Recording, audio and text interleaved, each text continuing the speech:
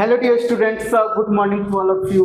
बच्चों, हम लोग क्लास 10th का करंट इलेक्ट्रिसिटी एक ही लेक्चर में कंप्लीट करेंगे।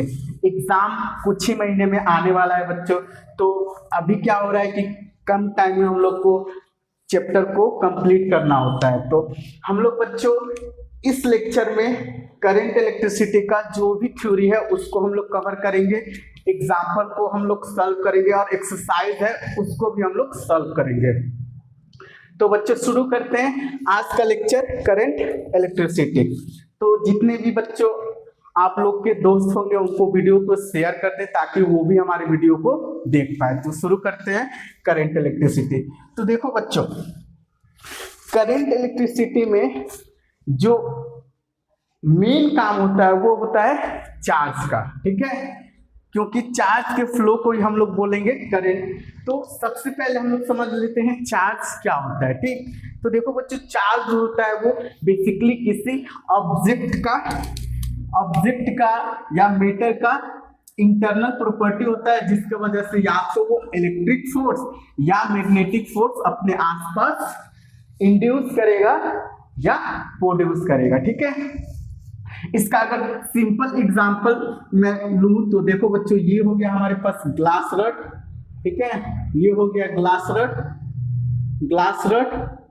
इस ग्लास रड को अगर हम सिल्क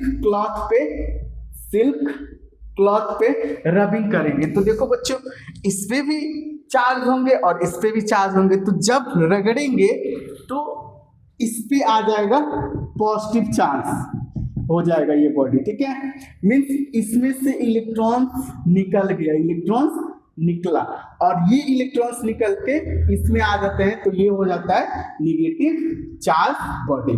ठीक है, तो यहाँ पे बच्चों जो चार्ज होता है वो दो टाइप्स का होता है। चार्ज जो पढ़ेंगे हम लोग वो दो टाइप्स का, पहला पॉजिटिव चार्ज और दूसरा निगेटिव चार्ज। ठीक, अगर इसके एग्जाम्पल का बच्चों बात करें तो एग्जाम्पल जो होगा चार्ज का वो हो जाएगा इलेक्ट्रॉन्स और प्रोटॉन्स। ठीक है, तो इलेक्ट्रॉन्स को बच्चों मैं निगेटिव लिखूंगा और प्रोटॉन्स को मैं पॉजिटिव लिखूंगा। ठीक है, और बच्चों एक चीज ध्यान रखना, पॉजिटिव चार्ज एक दूसरे को रिपेल करते हैं। ठीक है, एक दूसरे को रिपेल करते हैं, निगेटिव चार्ज एक दूसरे को रिपेल करते हैं। वही पॉजिटिव निगेटिव चार्ज को बोले तो ये एक दूसरे को अट्रैक्ट करते हैं। ठीक है, तो देखो बच्चों, अगर इस ग्लास रड को किसी कागज के टुकड़े के पास लाएंगे तो ये कागज के टुकड़ा क्या करेगा, अट्रैक्ट करेगा, जो कि हर कोई बचपन में किया हुआ रहता है या सब बच्चे स्कूल के टाइम में ये करते हैं। ठीक है, जैसे पेन को क्या करते हैं, बाल में रबिंग करते हैं और उस पेन को कागज को अट्रैक्ट करते हैं। ठीक है, तो बेसिकली ये होता क्यों है, चार्ज के ट्रांसफर की वजह से। ठीक, तो चार्ज दो टाइप्स के हो गया, पॉजिटिव चार्ज और निगेटिव चार्ज। ठीक, इसका ऐसा यूनिट अगर बच्चों बोला जाए तो ऐसा यूनिट जो होता है वो होता है कूलम। ठीक है, और ये जो होता है वो स्केलर होता है, ध्यान देना बच्चों, इट इज स्केलर। ठीक, तो देखो बच्चों, जब भी न्यूमेरिकल सॉल्व करना है, ठीक है, तो किसी नंबर के बाद में कूलम आ गया तो ये किसको बता रहा है, 5 कूलम चार्ज को बता रहा है। 2 कूलम आ गया तो ये चार्ज को बता रहा है। ध्यान देना, जब भी न्यूमेरिकल सॉल्व करेंगे तो नंबर के आगे कूलम दिया रहता है तो वो किसको इंडिकेट करते हैं, चार्ज को इंडिकेट करते हैं। ठीक है, दूसरा टर्म आता है नेट चार्ज। ठीक है बच्चों, नेट चार्ज, तो मान लो ये हमारे पास कोई ऑब्जेक्ट हो गया। ठीक है, ये हमारे पास कोई ऑब्जेक्ट हो गया। ठीक, अब ये न्यूट्रल होगा तो इसमें जो प्रोटॉन्स होंगे, प्रोटॉन्स मैंने 4 ले लिया, उतने ही नंबर्स का इलेक्ट्रॉन्स भी होंगे। ठीक है, तो इलेक्ट्रॉन्स भी 4 और प्रोटॉन्स भी 4। ठीक है, तो नेट चार्ज जो होता है बच्चों, it is equal to the integral multiple of elementary charge. ठीक है, इंटीग्रल मल्टीपल ऑफ ई होता है। अब यहाँ पे बच्चों इंटीग्रल का मतलब क्या होता है, तो तुम लोग पढ़े होगे 0 + -1 + -2 + -3, ये जो नंबर होते हैं वो इंटीजर होते हैं, ठीक है।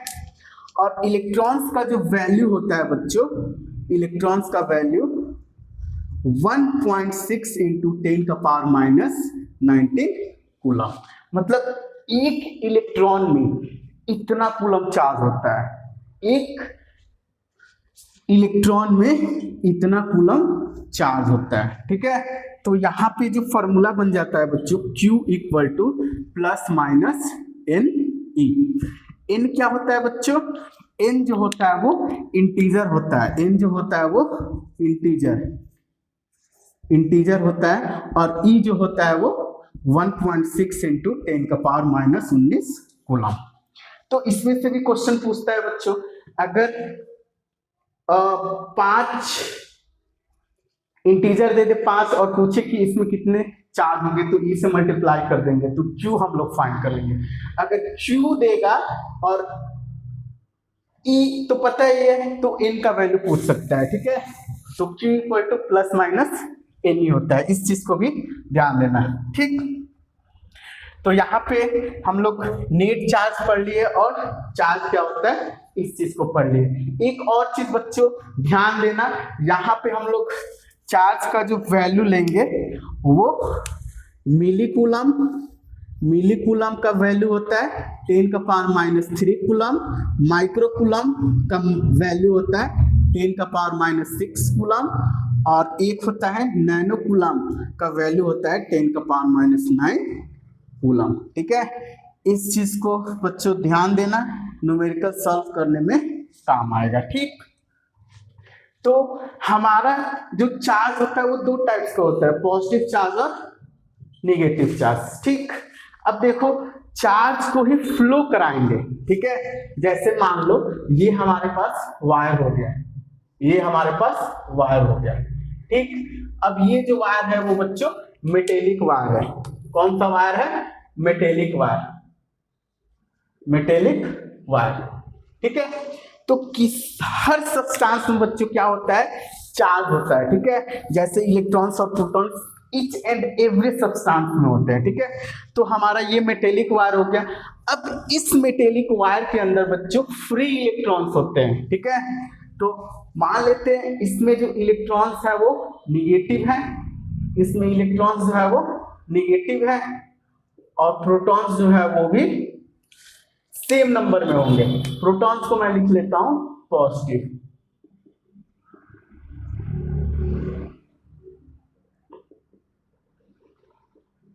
ठीक है। तो ये देखो बच्चों नंबर ऑफ प्रोटॉन्स और इलेक्ट्रॉन्स जो है वो सेम है। अब देखो बच्चों यहाँ पे चार्ज को फ्लो कराना है। जैसे मान लो हमारे पास ये पाइप हो गया, ठीक है। इस पाइप में मान लो वाटर है, ठीक है। इस पाइप में वाटर है, ठीक, वाटर है। अब वाटर को फ्लो कराएंगे तो यहाँ पे बोलेंगे ये वाटर करंट है। कौन सा करंट है, वाटर करंट, मीन्स पानी के धारा सिंपल बोल सकते हैं, ठीक। अब इस वाटर को फ्लो कराना है तो या तो इधर से उठाएंगे, ठीक है, मीन्स इसको एनर्जी देना पड़ेगा, इसको एनर्जी देना पड़ेगा, और एनर्जी इसको देते हैं हम पोटेंशियल एनर्जी, जिसके वजह से वाटर जो होगा वो फ्लो होने लगेगा। तो हम लोग को पता है कि किसी भी कंडक्टर के अंदर चार्ज होते हैं। अब वो चार्ज को हम लोग को फ्लो कराना है, और वो फ्लो होना चाहिए कैसा, यूनि डायरेक्शन में होना चाहिए, ठीक है, यूनि डायरेक्शन में। तो इसके लिए क्या करते हैं बच्चों, इसके लिए हम इसमें कनेक्ट कर देते हैं एक बैटरी वी वोल्टेज का, ये प्लस और ये माइनस टर्मिनल। तो देखो बच्चों यहाँ पे जैसे ही हमने बैटरी कनेक्ट किया इसके अंदर, ठीक है, तो अब ये बैटरी वर्क करेगा। कैसा वर्क करेगा, इसमें चार्ज को फ्लो होने में। तो जो इलेक्ट्रॉन्स है बच्चों वो इधर मूव करने लगेंगे, इलेक्ट्रॉन्स जो है वो इधर मूव करने लगेंगे। अब पूछेंगे कुछ बच्चे कि इधर क्यों मूव करेंगे। अब देखिए प्लस टर्मिनल है, ये निगेटिव है, तो निगेटिव को प्लस क्या करेगा, अट्रैक्ट करेगा, और जो प्रोटॉन्स हैं वो इस डायरेक्शन में मूव करने लगेंगे, ठीक है, या बोल सकते हैं सिंपली फ्लो करने लगेंगे। ठीक है, तो ये इधर जो होगा वो प्रोटॉन्स पॉजिटिव चार्ज का फ्लो होगा, और इधर जो होगा बच्चों वो निगेटिव चार्ज का फ्लो होगा। ध्यान देना, इधर प्रोटॉन्स और इधर इलेक्ट्रॉन्स। ठीक है, ठीक। अब ये जो मान लो बच्चों ये वायर है, ठीक है, तो वायर के इस वाले एरिया को बोलते हैं हम क्रॉस सेक्शन एरिया। ठीक है, तो हमने यहाँ पे वायर जो लिया है सिलिंड्रिकल लिया है, तो सिलिंड्रिकल के इस पार्ट को बोलते हैं cross section area, cross section area. ठीक है, जैसे मान लो हम लोग एक सिलिंड्रिकल रूम में बंद है, ठीक है, मान लो उसमें 100 लोग हैं, ठीक, उन 100 लोग को फ्लो कराना है, तो या तो उसमें कोई एनर्जी छोड़ दो, ठीक, जिसके वजह से वो पर्सन क्या होंगे, बाहर निकलेंगे।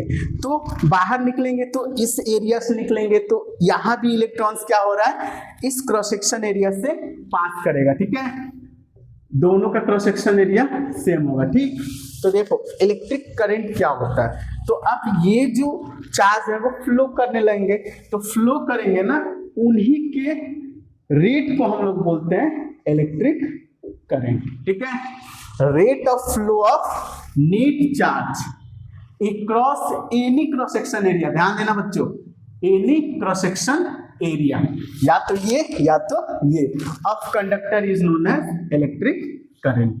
तो देखो बच्चों, मान लो टी टाइम में जो चार्ज फ्लो करते हैं वो क्यू फ्लो करते हैं, चार्ज फ्लो।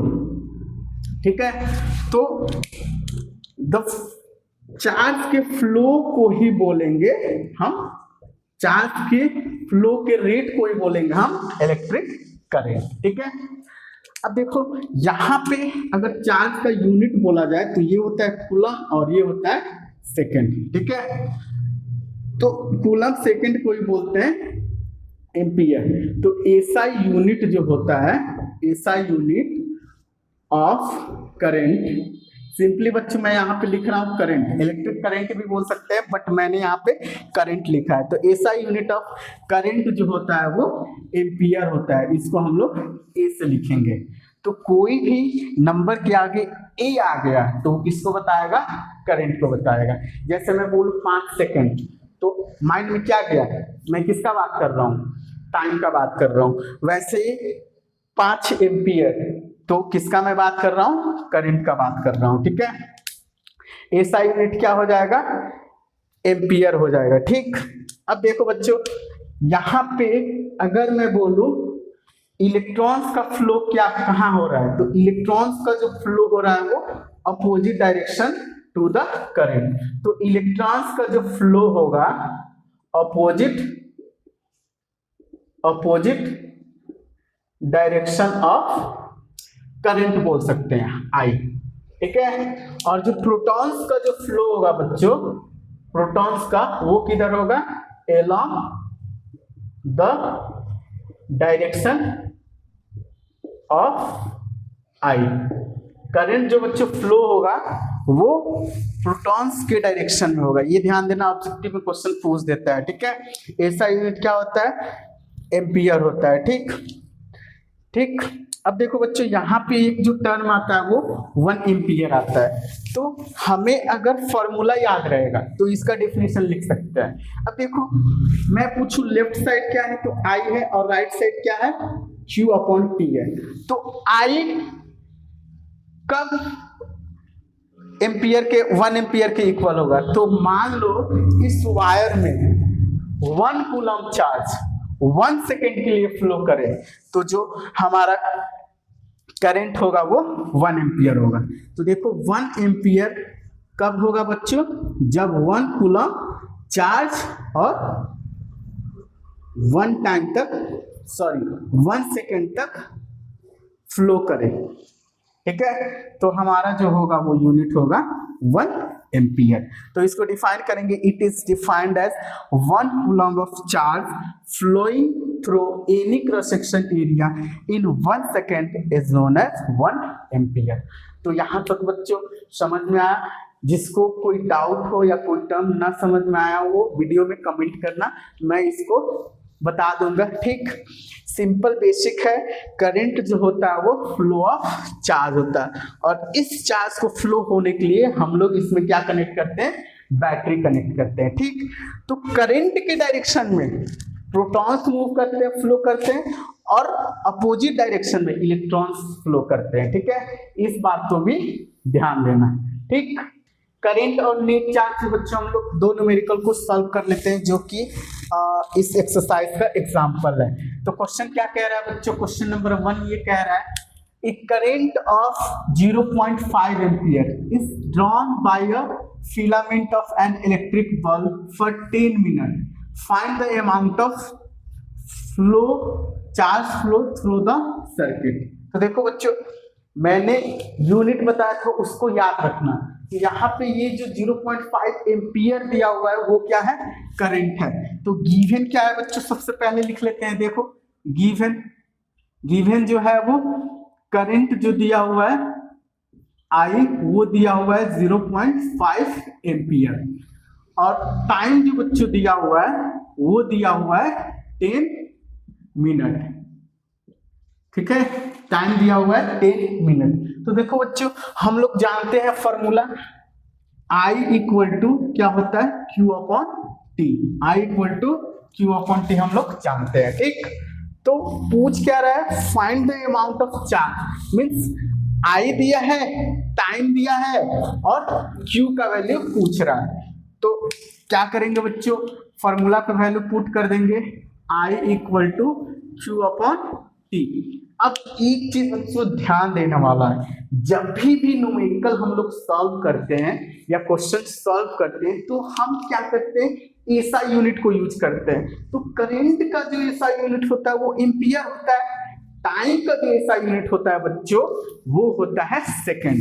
तो यहाँ पे हम लोग क्या करेंगे, 10 मिनट को सेकंड में कर लेंगे। तो टाइम इक्वल टू 10 मिनट को सेकंड में करेंगे तो 60 से मल्टीप्लाई कर लेंगे, तो ये हो गया सेकंड। ठीक है, तो आई की जगह रख दो वैल्यू बच्चों 0.5 और Q अपॉन टी के जगह रख दो 10 इंटू 60 600। ठीक है, तो देखो बच्चों Q इक्वल टू आ गया, ये इधर आएगा तो मल्टीप्लाइंग हो जाएगा, तो 0.5 इंटू 600, तो Q का जो वैल्यू आएगा बच्चों वो आ जाएगा, देखो 6 25 30, ये क्या हो जाएगा 30। ठीक, 1 2 0 1 2। अब देखो डेसिमल 1 पे है तो 1 डेसिमल यहाँ लगा दो, मीन्स 1 0 खत्म कर दो, तो ये हो जाएगा चार्ज का value Q equal to 300 coulomb. तो जब भी वैल्यू बच्चों फाइंड करना है, इसमें से देखो 3 में से 2 दिया रहेगा, तीसरा निकालना है। इसका यूनिट न्यूमेरिकल सॉल्व करने के बाद यूनिट देना ना भूलना। ठीक है, इसका एम्पियर, इसका कूलम और इसका टाइम। ठीक, अब दूसरा क्वेश्चन पे बच्चों आ जाते हैं। ठीक है, शायद दूसरा क्वेश्चन लास्ट ईयर पूछा भी था CBSE बोर्ड ने। ठीक, calculate the number of electrons constituting 1 coulomb of charge. अब देखो बच्चों, यहाँ पे क्या कह रहा है ना क्वेश्चन में कि नंबर ऑफ इलेक्ट्रॉन्स हम लोग को कैलकुलेट करना है, कब, जब 1 कूलम में कितना नंबर ऑफ इलेक्ट्रॉन्स होंगे।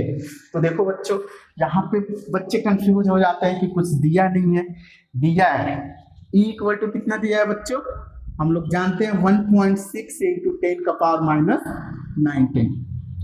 Q पूछ रहा है, अब देखो नंबर ऑफ इलेक्ट्रॉन्स कौन से, 1 कूलम। ठीक है, Q का वैल्यू दिया हुआ है 1 कूलम, तो N पूछ रहा है क्या होगा। तो मैंने जो फॉर्मूला बताया था Q equal two plus minus NE। ठीक, प्लस माइनस NE, तो यहाँ पे ये फॉर्मूला यूज करेंगे तो Q इक्वल टू क्या हो जाएगा, NE। अब देखो बच्चों, हम वैल्यू को पुट करेंगे। ठीक, E की जगह लिखो N इंटू 1.6 इंटू 10 का पावर माइनस 19 कूलम। ठीक है, Q के जगह रख दो 1। तो यहाँ से बच्चों एन का जो वैल्यू आएगा वो 1/1.6 इंटू 10⁻⁻19 कूलम। अब यहाँ पे क्या करना होता है, कैलकुलेशन करना होता है, तो कुछ बच्चे कैलकुलेशन नहीं कर पाते हैं, तो ये जो पावर नीचे है ना वो ऊपर आएगा तो कितना हो जाएगा, प्लस में हो जाएगा, तो n इक्वल टू हो जाएगा, ये देखो 1/1.6 इंटू 10⁻19 ऊपर हो जाएगा। ठीक है, अब देखो 1/1.6 क्या होगा, ठीक, तो ऊपर 0 यहाँ लगा देंगे तो ये हट जाएगा। ठीक है, अब देखो, अब कैलकुलेट करो, तो यहाँ पे एक और 0 लगाएंगे तो डेसिमल ले लेंगे, डेसिमल लेंगे 0 पॉइंट, अब देखो 16×5 क्या होता है, 90 होता है, 16×5 90। ठीक, 16×5 90, फिर बचा 10,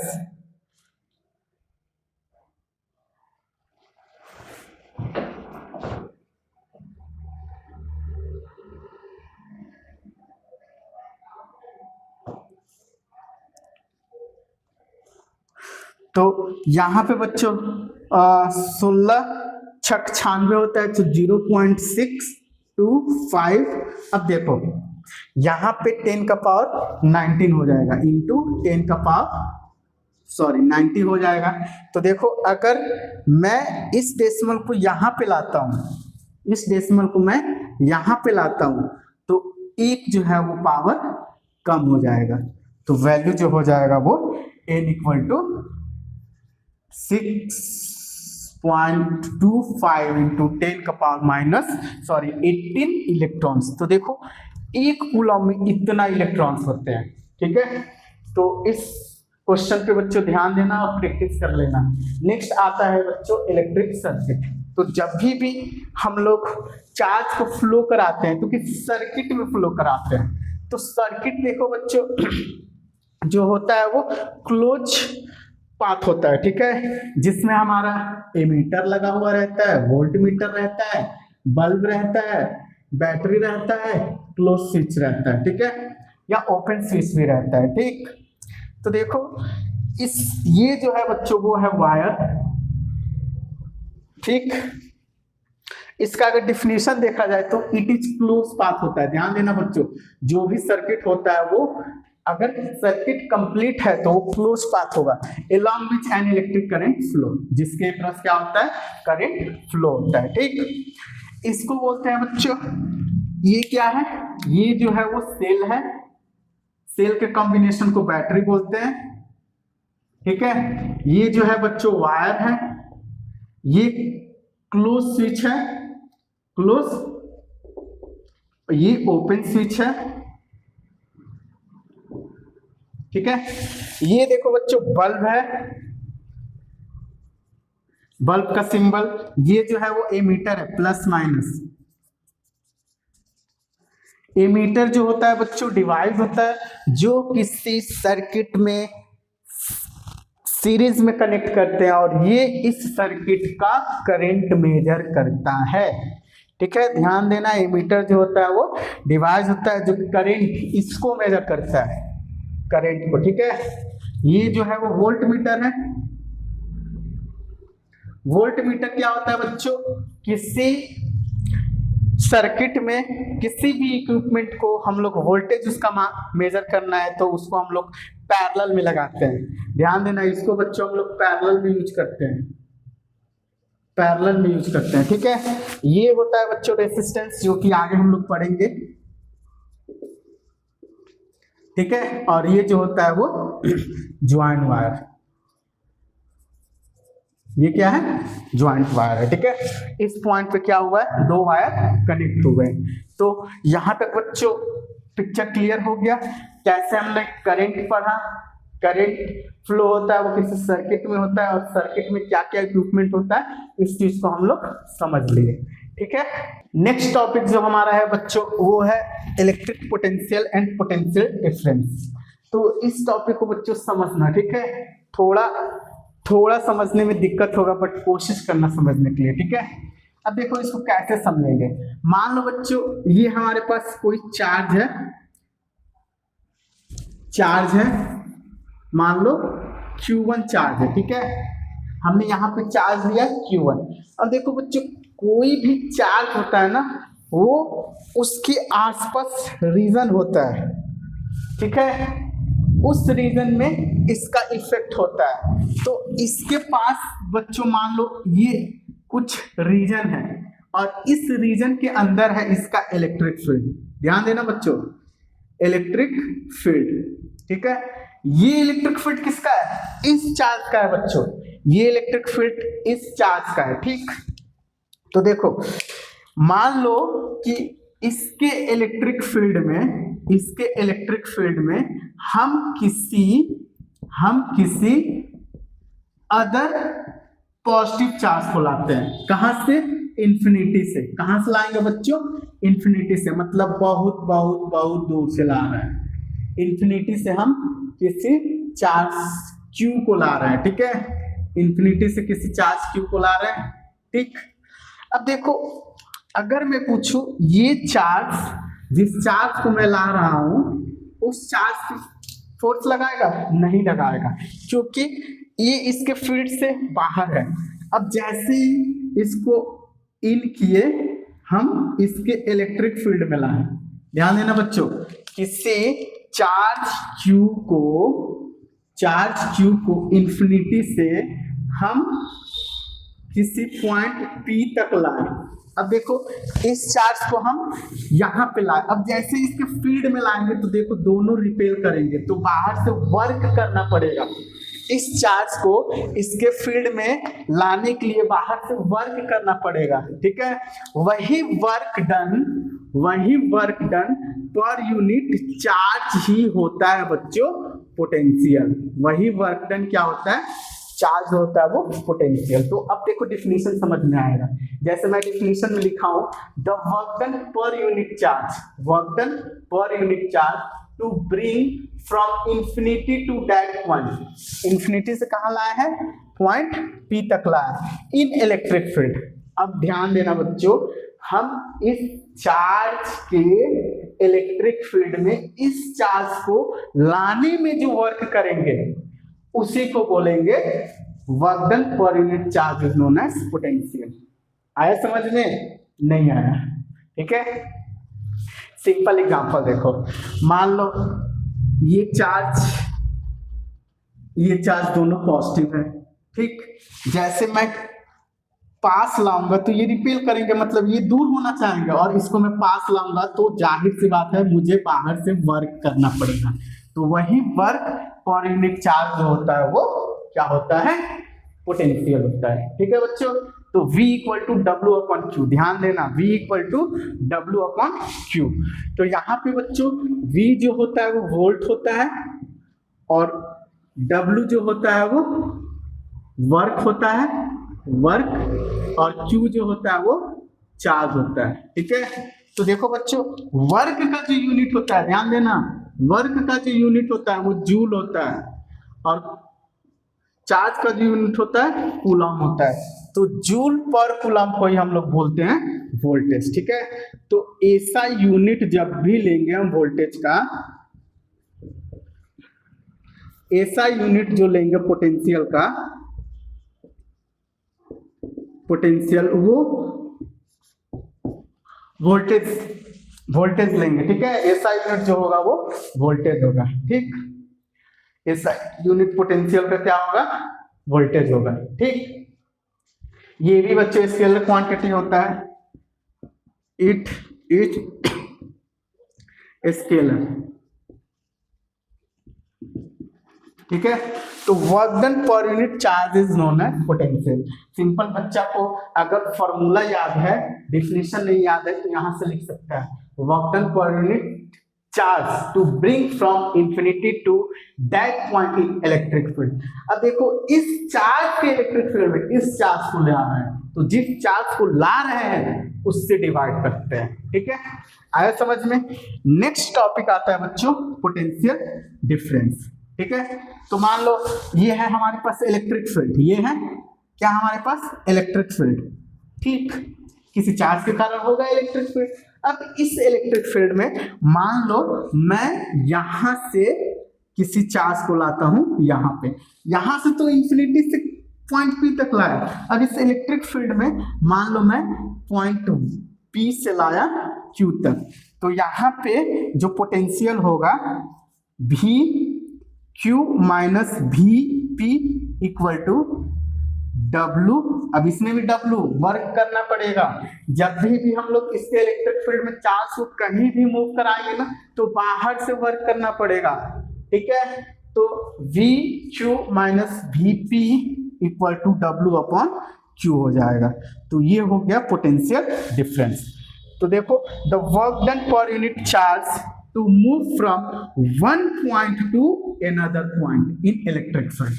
तो किसी इलेक्ट्रिक फील्ड में एक पॉइंट से दूसरे पॉइंट तक मूव कराएंगे, दूसरे पॉइंट तक मूव कराएंगे तो हो गया हमारा पोटेंशियल डिफरेंस, और इंफिनिटी से किसी पॉइंट P पे लाएंगे तो वो हो गया पोटेंशियल। अब दोनों पोटेंशियल ही है बच्चों, डिफरेंस बोलो या पोटेंशियल बोलो, दोनों पोटेंशियल है। तो इन दोनों का यूनिट सेम होता है, ये नहीं कि अलग अलग लिख दो एग्जाम में। इसका भी ऐसा यूनिट जो होता है वो क्या होता है, वोल्ट, ठीक है। ऐसा यूनिट जो होता है वो वोल्ट होता है, ठीक। अब देखो 1 वोल्ट को कैसे डिफाइन करेंगे, तो फॉर्मूला अगर याद रहेगा बच्चों, जैसे मान लो हम V इक्वल टू जानते हैं W, V इक्वल टू हम जानते हैं W अपॉन Q। तो हमें वोल्टेज को 1 वोल्ट बनाना है, देखो 1 वोल्ट बनाना है तो इसको भी 1 करना पड़ेगा, इसको भी 1 करना पड़ेगा।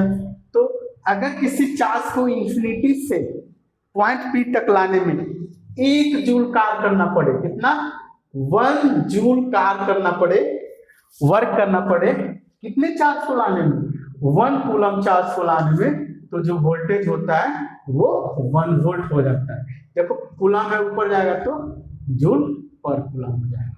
तो 1 वोल्ट इक्वल टू जूल पर कूलम को ही बोलते हैं 1 वोल्ट, ठीक है। तो यूनिट ध्यान रखना, यूनिट पूछता है एग्जाम में, ठीक। और फॉर्मूला तो एकदम याद ही होना चाहिए, ठीक है। तो इस फॉर्मूला में बच्चों देखो V equal to W upon Q में 3 क्वांटिटीज है, एक है पोटेंशियल, वर्क, Q। तो जब भी न्यूमेरिकल पढ़ेंगे या क्वेश्चन पढ़ेंगे तो जूल आए तो वो वर्क हो गया, कूलम आए तो वो चार्ज हो गया। तो ये दोनों देंगे तो पोटेंशियल पूछेगा, ठीक है। अगर पोटेंशियल चार्ज देगा तो वर्क पूछेगा, मतलब इन तीनों में से कोई 2 दिया रहेगा, तीसरा पूछेगा, तो सिंपल कैलकुलेट कर लेना, ठीक है।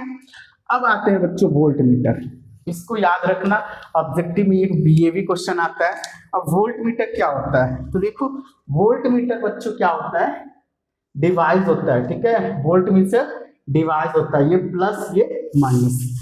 ये कैसा डिवाइस होता है, ये ऐसा डिवाइस होता है जो किसी सर्किट में किसी भी इक्विपमेंट या रेजिस्टेंस का वोल्टेज मेजर करता है, ठीक है।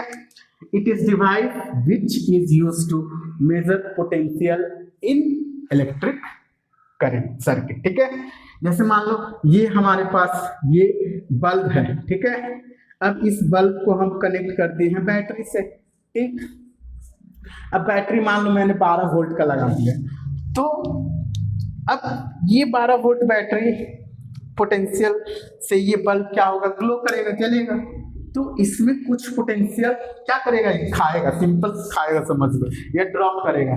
तो इसका अपना पोटेंशियल मेजर करने के लिए जो हम लोग डिवाइस यूज करेंगे वो वोल्ट मीटर यूज करेंगे, इस बात को भी ध्यान रखना। और सबसे इंपॉर्टेंट जो पॉइंट है वो याद रखना, इट इज कनेक्टेड पैरेलल,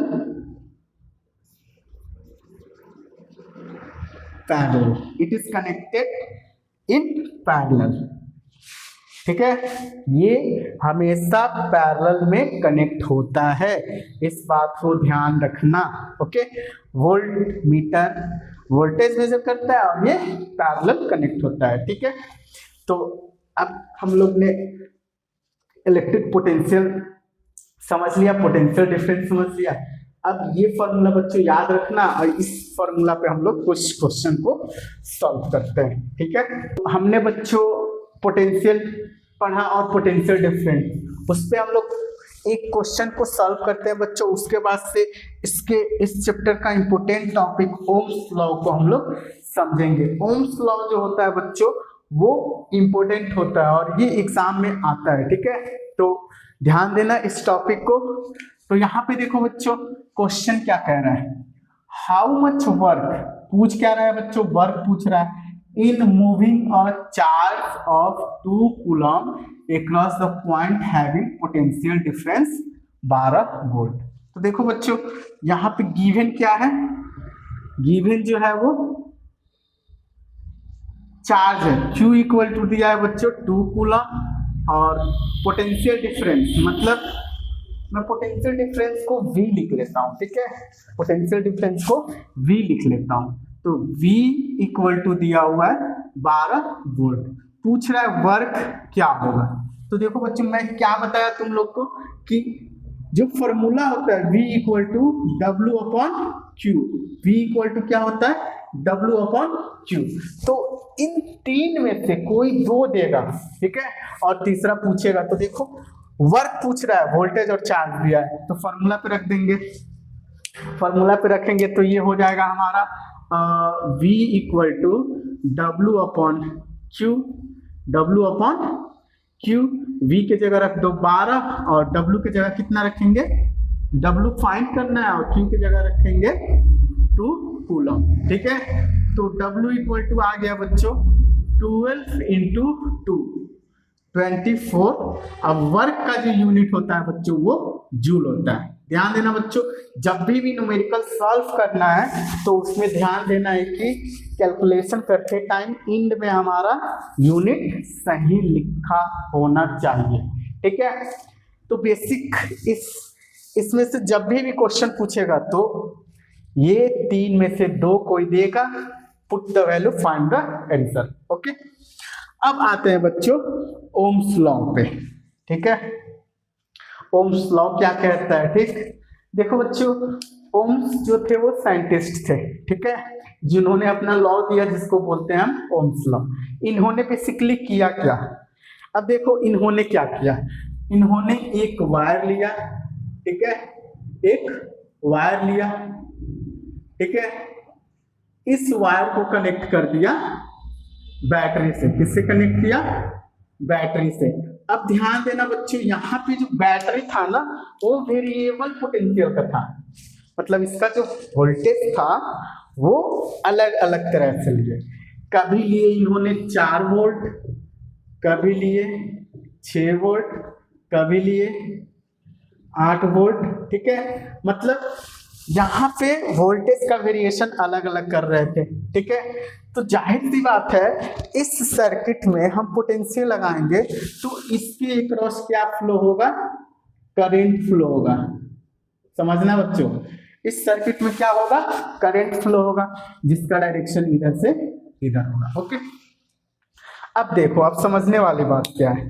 ठीक, तो अगर मान लो बच्चों फर्स्ट केस में मैंने 4 वोल्ट का बैटरी लगाया, अब ये नहीं लगा रहा हूं, पहला केस में 4 वोल्ट का बैटरी लगाया। ठीक, तो अब 4 वोल्ट मैंने बैटरी लगाया तो करंट मेजर किया तो इसका पोटेंशियल मान लेते हैं V है, तो कुछ करंट आया, 4 वोल्ट से हमने करंट फाइंड किया तो कुछ आया। ठीक है, करंट फाइंड करने के लिए इन्होंने क्या लगाया था, एमीटर लगाया था। ठीक है, करंट को फाइंड करने के लिए इन्होंने एमीटर लगाया था जो कि सीरीज में होगा। फिर उन्होंने क्या किया, 6 वोल्ट को लगाया यहाँ पे, फिर से देखा करंट का मेजरमेंट किया, फिर 8 वोल्ट लगाया। तो उन्होंने पाया क्या कि जब हम अलग अलग पोटेंशियल इस वायर से कनेक्ट कर रहे हैं, ठीक है, तो इस वायर का पोटेंशियल, ध्यान देना बच्चों, इस वायर का पोटेंशियल जो था वो डायरेक्टली प्रोपोर्शनल टू था I के। ठीक है, अब देखो इसमें इसका जो पोटेंशियल होगा वो इसमें करंट फ्लो करेगा उसके प्रोपोर्शनल था। मींस करंट ज्यादा अब ये करंट इससे फ्लो हो रहा था, ये करंट इससे फ्लो हो रहा था, ठीक है। तो इस करंट के अकॉर्डिंग इसमें जो वोल्टेज था वो डायरेक्टली प्रोपोर्शनल टू आई था।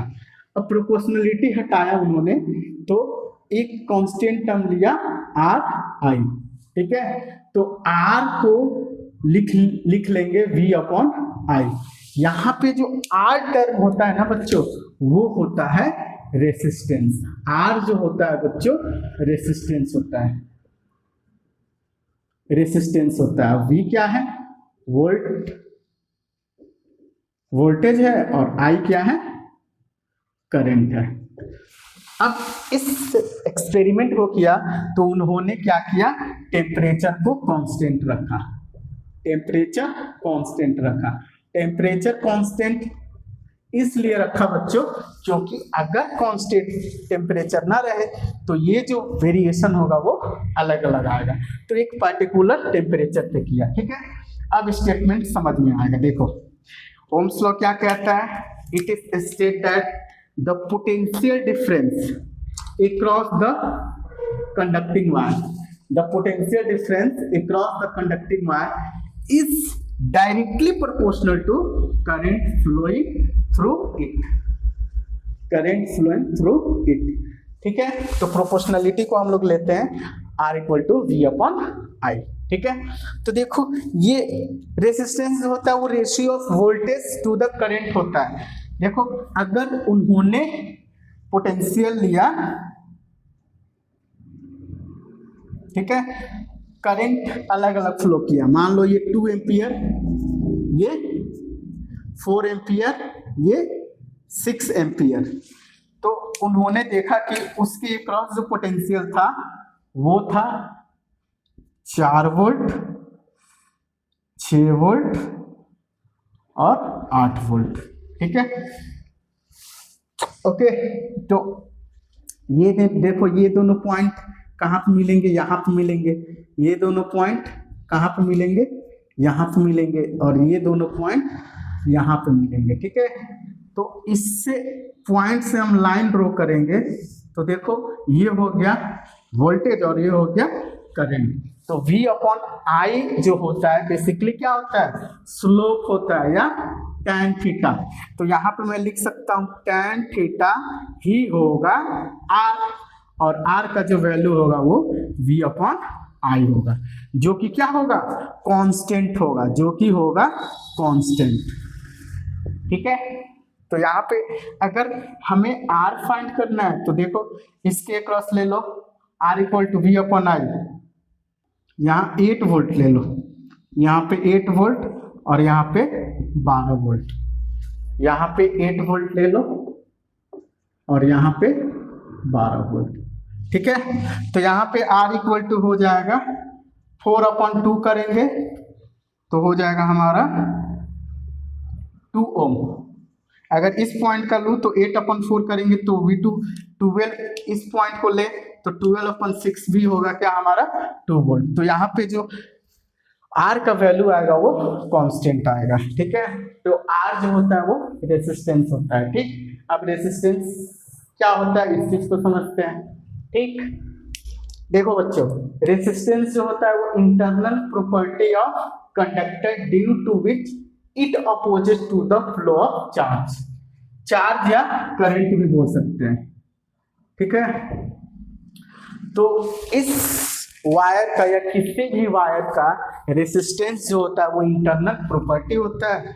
अगर उस वायर में करंट फ्लो होता है तो उसके फ्लो को क्या करता है, उसको रोकता है। जैसे मान लो हम लोग बाइक पे हम लोग चलते हैं, ठीक है। तो बाइक में हम लोग फॉरवर्ड चलते हैं तो हम लोग को रिवर्स में एयर रेसिस्टेंस लगता है। तो वैसे ही करंट जब फ्लो करेगा ना तो उसको अपोज करने के लिए जो कार्य करेगा वो कौन करेगा, रेसिस्टेंस करेगा, ठीक है। तो इसको हम लोग डिनोट करते हैं, it is denoted by, it is denoted by R, ठीक है, इसको हम लोग आर से डिनोट करते हैं। और एसआई यूनिट बच्चों होता है, ध्यान देना, एसआई यूनिट जो होता है वो ओम होता है। ठीक है, अपने नाम पे इसका एसआई यूनिट रखा। एसआई यूनिट क्या होता है बच्चों? ओम होता है, इस चीज को याद रखना। ठीक है, किसका यूनिट होता है? ये रेसिस्टेंस का यूनिट होता है। तो किसी सर्किट में अगर 5 ओम दिया है तो उसका क्या बताएगा? उसका रेसिस्टेंस बताएगा। ठीक है, 2 ओम दिया है, 2 ओम भी क्या बताएगा? रेसिस्टेंस बताएगा। ठीक, तो ऐसा यूनिट क्या हो गया? ओम हो गया। तो R equal to V upon I याद रखना। एक और चीज याद रखना बच्चों, R जो होता है वो कांस्टेंट टर्म होता है, ना ही V पे डिपेंड करेगा ना ही I पे डिपेंड करेगा, ये अदर फैक्टर पे डिपेंड करेगा, जो कि हम लोग अभी इसको समझेंगे। ठीक है, तो R ना ही V पे डिपेंड करता है ना ही I पे डिपेंड करता है। रेसिस्टेंस जो बच्चों होगा वो डिपेंड्स करेगा, इट इज डिपेंड्स ऑन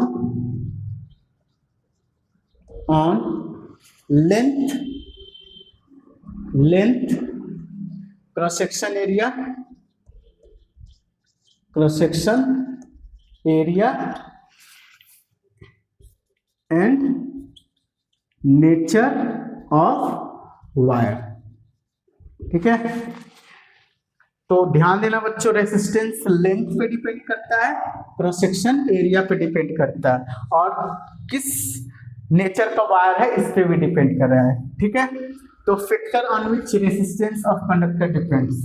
तो देखो बच्चों, यहाँ पे देखो, जैसे मान लो मैं एक वायर लेता हूँ। ठीक है, मैं एक वायर लेता हूँ। ओके, इस वायर का क्रॉस सेक्शन एरिया मान लो ए है, स्मॉल है, और दूसरा वायर मैं सेम लेंथ का लेता हूँ। ठीक है, सेम लेंथ का लेता हूँ।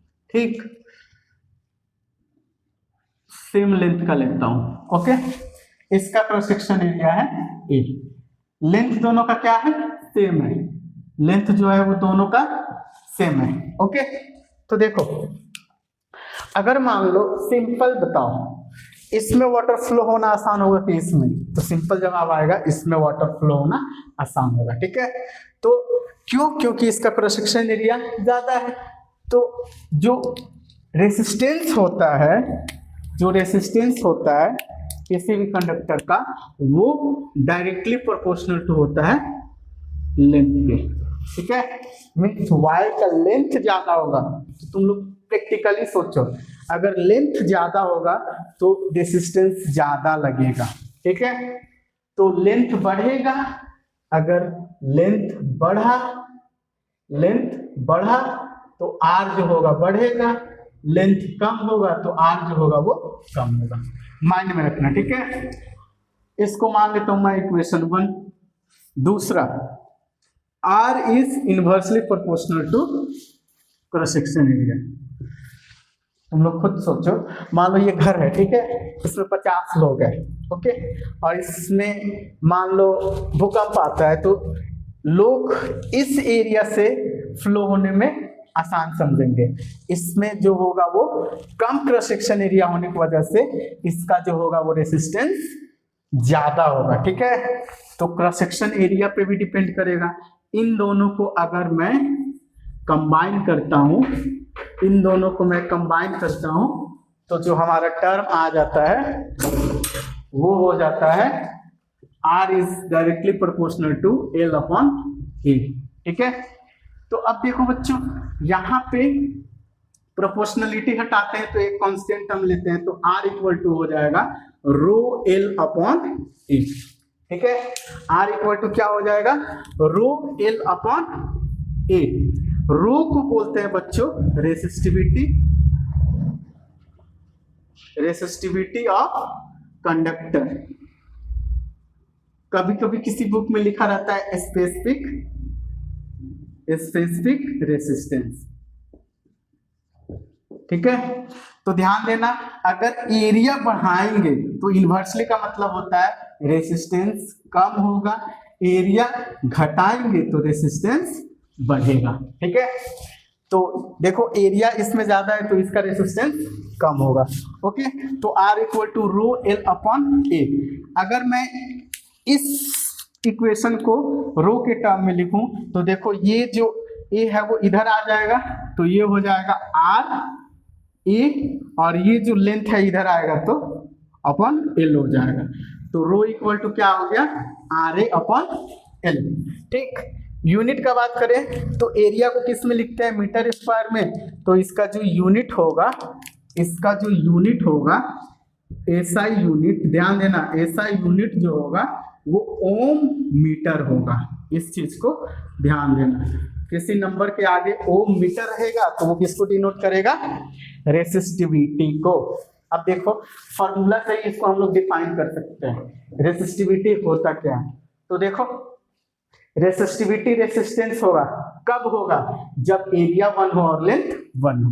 तो डिफिनीशन यहीं से हम लोग लिख सकते हैं, रेसिस्टिविटी ऑफ कंडक्टर क्या होता है, इट इज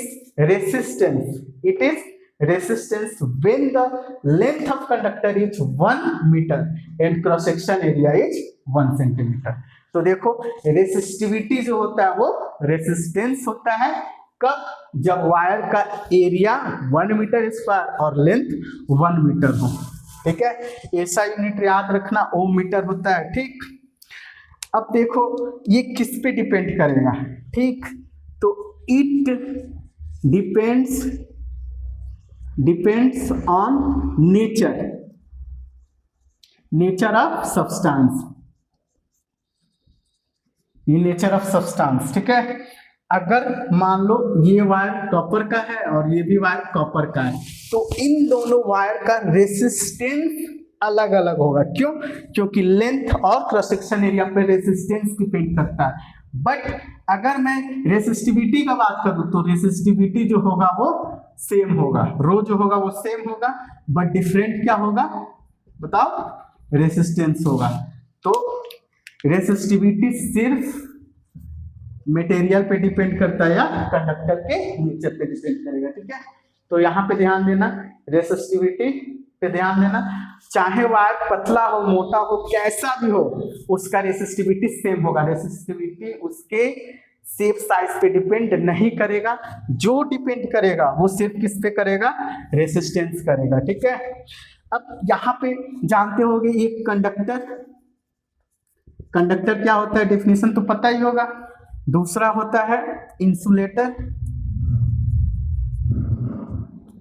ठीक है, तो कंडक्टर का जो रेसिस्टेंस होता है, मान लो मैं कंडक्टर का रेसिस्टिविटी लिखूं तो रो से लिख रहा हूं कंडक्टर का, और इसका इंसुलेटर का लिख रहा हूं आई।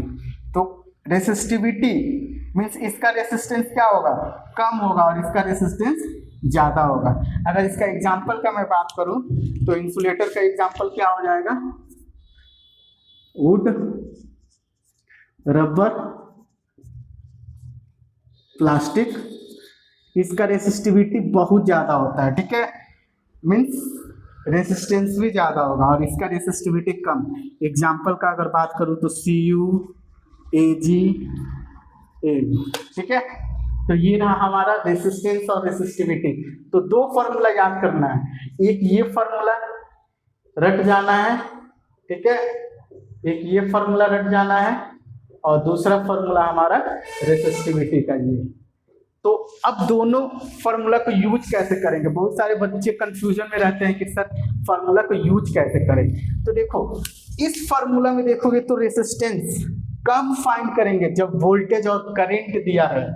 तो जब क्वेश्चन में मेंशन करे वोल्टेज और करंट को तो रेसिस्टेंस फाइंड करना, और वही अगर मेंशन कर दिया लेंथ का और एरिया का तो फाइंड करना इस फॉर्मूला को यूज करके। तो लेंथ एरिया दिया रहे तो रेसिस्टिविटी वाला फॉर्मूला लगाना, और वोल्टेज करंट दिया रहे तो रेसिस्टेंस वाला लगाना। ठीक है, रेसिस्टेंस रेसिस्टिविटी पढ़ने के बाद से बच्चों हम लोग एक्सरसाइज पे एग्जाम्पल को सॉल्व करेंगे, क्वेश्चन नंबर 3, 4, 5 और 6 क्वेश्चन को। ठीक है, तो यहाँ पे बच्चों क्वेश्चन नंबर 3 दिया हुआ है, how much current will an electric bulb drawn from A 220 volt source if the resistance of bulb filament is 1200 ओम।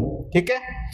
दूसरा क्वेश्चन कह रहा है बच्चों, how much current will an electric heater coil draw from 220 volt source if the resistance of heater coil is 100 ओम। ठीक है। तो दोनों बच्चों यहाँ पे क्वेश्चन सिमिलर है, एक क्वेश्चन को मैं कर दे रहा हूं और दूसरा क्वेश्चन को तुम सब सॉल्व करके कमेंट करना। ठीक है, कितना आंसर आया। ओके, तो यहाँ पे बच्चों सबसे पहले लिखेंगे गिवन क्या है। गिवन क्या है, तो देखो बच्चों यहाँ पे जो वोल्टेज है वो है 220 वोल्ट। ओके, और रेसिस्टेंस जो है वो 1200 ओम। ओके, तो देखो बच्चों यहाँ पे जो फॉर्मूला यूज करेंगे R equal to V upon I use करेंगे, R equal to V upon I. तो इस फॉर्मूला से हम लोग I इक्वल टू लिख लेंगे V अपॉन R। तो यहाँ पे I इक्वल टू हो जाएगा बच्चों V अपॉन R। ठीक, I equal to V upon R। अगर हम लोग रखेंगे यहाँ पे वैल्यू 2200 अपॉन 1200। ओके, एक जीरो से एक जीरो कैंसिल आउट हो गया। यहाँ पे देखो लिखेंगे इसको 22120, यहाँ जीरो है तो जीरो हटाएंगे तो यहाँ पॉइंट लगा ले रहा हूँ। अगर इसको हम लोग सॉल्व करेंगे तो 0.18 एम्पियर बच्चों करंट आ जाएगा। ठीक है, ये रहा करंट। इसको फिगर से समझ लेते हैं। जैसे मान लेते हैं ये बल्ब है और इस बल्ब में हमने अप्लाई कर दिया वोल्टेज 220 वोल्ट और इसका जो रेसिस्टेंस है वो 1200 ओम। तो इसमें करंट हम लोग ने फाइंड किया। ओके, अब देखते हैं बच्चों क्वेश्चन नंबर 4 क्या कह रहा है बच्चों, the potential difference between the terminal of electric heater is 60 volt. कोई हीटर है बच्चों, उसका पोटेंशियल डिफरेंस टर्मिनल का दिया है, ध्यान देना, उसका अपना पोटेंशियल डिफरेंस दिया है। When it is draw a current 4 ampere, जब उसमें 4 एम्पियर करंट फ्लो कराते हैं from the source, what current will be the heater. तो हीटर का करंट क्या होगा। ठीक, if the potential difference increase to 120, तो देखो उसका अपना पोटेंशियल इतना है बच्चों, ठीक, और करंट इतना। अगर उसमें हम 120 वोल्ट पोटेंशियल अप्लाई करेंगे तो उसका करंट कितना होगा। तो इसको पिक्चर से समझते हैं। देखो जैसे मान लो ये बच्चों हीटर हो गया, इस हीटर में करंट फ्लो हो रहा है I equal to 4 ampere. Okay, I equal to कितना फ्लो हो रहा है 4 एम्पियर। ओके, इसका जो टर्मिनल वोल्टेज है वो 60 वोल्ट है। इसका जो टर्मिनल वोल्टेज है मतलब यहाँ के बीच जो वोल्टेज है, तो अभी हम बैटरी नहीं लगा रहे हैं, इसका अपना वोल्टेज लिख रहे हैं, वो है वोल्टेज इक्वल टू कितना है 60 वोल्ट। ठीक है, 60 वोल्ट है। ठीक, तो यहाँ पे देखो बच्चों इसका रेसिस्टेंस अपना फाइंड कर लेंगे। तो गिवन जो है वो क्या है, I equal to 4 ampere and voltage equal to 60 volt. ठीक, अब यहां से हम लोग क्या बच्चों निकालेंगे, इसका अपना रेसिस्टेंस निकाल लेंगे। तो R इक्वल टू क्या हो जाएगा V अपॉन आई। वोल्टेज है 60 और I है 4, तो ये बच्चों हो जाएगा 15 ओम। रेसिस्टेंस कितना हो जाएगा 15 ओम। अब देखो बच्चों इसका अपना रेसिस्टेंस निकल गया R इक्वल टू 15 ओम। अब इसका रेसिस्टेंस निकल गया और इसमें करंट इतना फ्लो कराएंगे तो वोल्टेज इतना था। अगर इसी में 120 वोल्ट हम सप्लाई करते हैं, वोल्टेज इक्वल टू 120 वोल्ट, तो अब इसका कोई मतलब नहीं रह गया।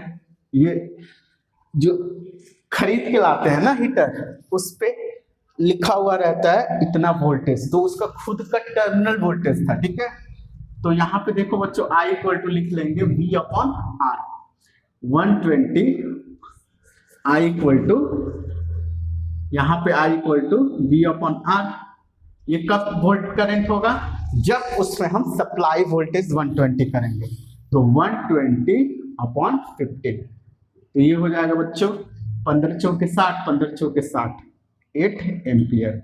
तो इसमें बच्चों जो करंट फ्लो होगा इसके कारण I इक्वल टू 8 एम्पियर होगा। ओके, अब देखो बच्चों क्वेश्चन नंबर 5 जो है वो अच्छा क्वेश्चन है। ठीक है, अच्छा क्वेश्चन इसलिए है क्योंकि इसमें हम लोग एरिया भी फाइंड करना पड़ेगा किसी थिन वायर का। ये देखो वायर का रेडियस दिया हुआ है। ठीक, तो क्वेश्चन है बच्चों resistance of metallic wire of length 1 metre is 26 ohm at 20 degree Celsius. यहाँ पे देखो बच्चों 20 डिग्री सेल्सियस दिया हुआ है टेम्परेचर, बट यहाँ पे टेम्परेचर फॉर्मूला में नहीं होता है, तो इसका कोई मतलब नहीं है। एट कांस्टेंट टेम्परेचर पे जो कुछ भी दिया है। If the diameter of wire is 0.3 millimetre, what will be the resistivity of metal. ठीक है, तो देखो बच्चों लेंथ दिया है, क्या दिया है, लेंथ दिया है और डायमीटर दिया है, तो एरिया निकाल सकते हैं। तो इसमें जो फॉर्मूला यूज करेंगे R equal to rho L upon A, इसे फॉर्मूला को लिख लेंगे rho equal to R A upon L. ठीक, अब क्वेश्चन के अकॉर्डिंग गिवन लिखते हैं। लेंथ बच्चों दिया है 1 मीटर, ओके, और रेसिस्टेंस जो दिया है वो 26 ओम। अब देखो बच्चों जो रेडियस दिया है, रेडियस दिया है, डायमीटर दिया है, तो डायमीटर रेडियस इक्वल टू होता है डायमीटर अपॉन 2, तो ये हो जाएगा 0.3 मिलीमीटर को लिख लेंगे 0.3 इंटू 10 का पावर -3 अपॉन 2। अब देखो बच्चे यहाँ पे एक जीरो हटाएंगे ना, तो यहाँ पे पावर इंक्रीज हो जाएगा, तो ये 3/2 इंटू 10 का पावर, इसको लिखेंगे तो 1.5 इंटू 10 का पावर -4। ओके, अब इस वायर का दिया है क्या, इस वायर का हमने रेडियस फाइंड कर लिया, तो एरिया फाइंड कैसे करेंगे। एरिया जो होता है बच्चों, ये क्रॉस सेक्शन एरिया कितना हो जाएगा, area equal to pi R square, पाई की जगह 3.14 इंटू आर के जगह हम रखेंगे बच्चों इस वैल्यू को 1.5 इंटू 10 का पावर -4 का स्क्वायर।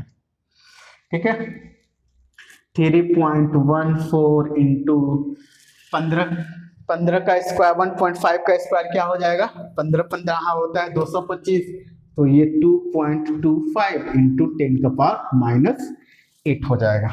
ओके, इन दोनों को कैलकुलेट कर लेंगे। ठीक, तो यहाँ पे फॉर्मूला लिखेंगे rho equal to R A upon L, तो आर दिया हुआ है बच्चों 26, एरिया 3.14 इंटू 2.25 इंटू 10 का पावर -8।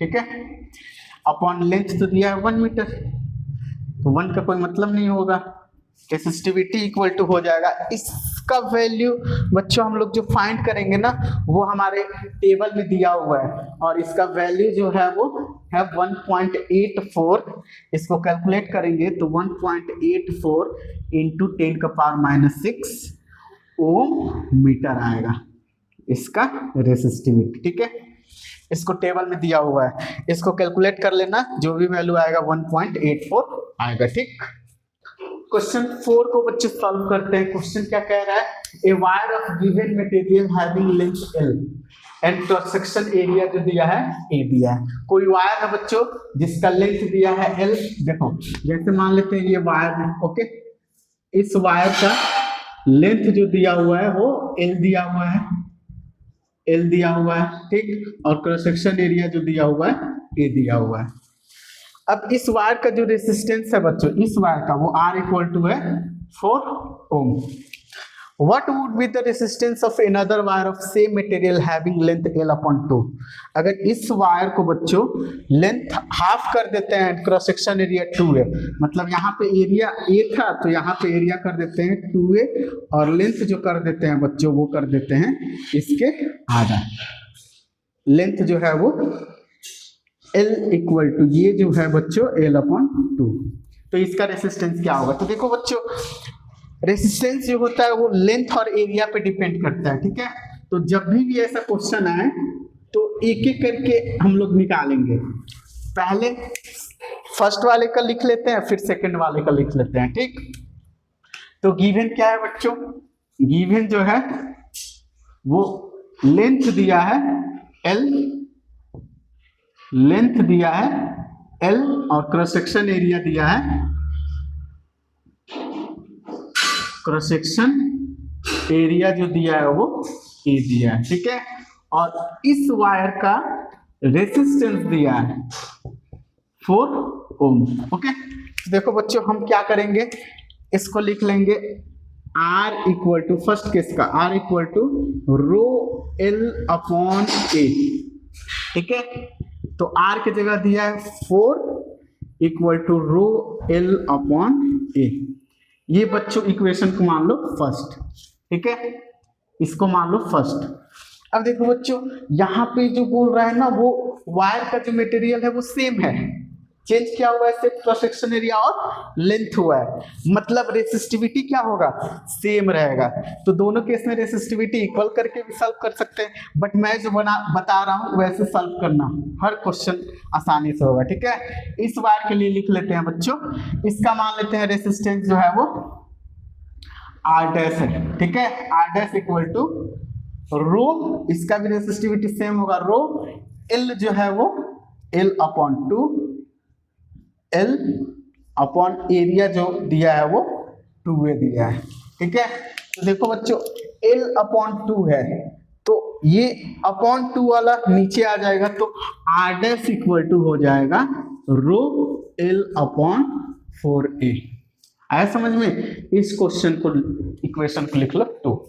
सिंपल मैंने फॉर्मूला का यूज किया है। अब क्या करेंगे, इस फॉर्मूला को यहाँ पे लिख दो, ठीक। R dash equal to rho L/4A। अब क्या कर दो बच्चों, इन दोनों इक्वेशन को कर दो डिवाइड। तो देखो इसको डिवाइड कर दिया, ठीक। तो रो की क्या हो गया, कैंसिल आउट, इन दोनों को डिवाइड किया तो rho cancel out, L cancel out, A cancel out, ठीक है। बचा क्या 1/4। तो 4 equal to 1/, R dash upon इसका क्या बचा 1/4। तो ये 4 ऊपर चला जाएगा तो R 4/R dash equal to हो जाएगा 4। तो यहाँ पे देखो बच्चों, यहाँ पे जो R डैश इक्वल टू आ जाएगा R dash 4, R dash equal to आ गया 4, तो R डैश इक्वल टू आ गया 1 ओम। तो देखो जो नया वाला वायर होगा ना उसका रेसिस्टेंस कितना होगा 1 ओम होगा। जब भी क्वेश्चन आएगा अलग अलग इक्वेशन लिख लेंगे और एक दूसरे को डिवाइड कर देंगे, ठीक। अब ये तो रहा हमारा बच्चों ओम्स लॉ पे और रेसिस्टिविटी ऑफ कंडक्टर्स के क्वेश्चन। नेक्स्ट जो टर्म आता है बच्चों वो इंपोर्टेंट होता है, ठीक है, बोर्ड में भी इसका क्वेश्चन आता है, कॉम्बिनेशन ऑफ रेसिस्टर्स। या रेसिस्टर्स को हम लोग जब कनेक्ट करते हैं वो दो तरह से करते हैं, एक होता है सीरीज और दूसरा होता है पैरेलल, ओके।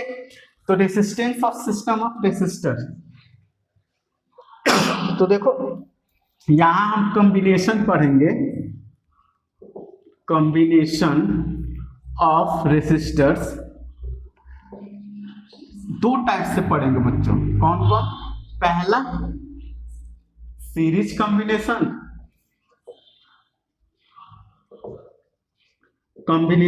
और दूसरा पढ़ेंगे बच्चों पैरेलल कॉम्बिनेशन,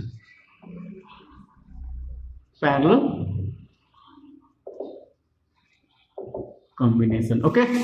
किसका पैरेलल कॉम्बिनेशन? रेसिस्टर्स का, ठीक है।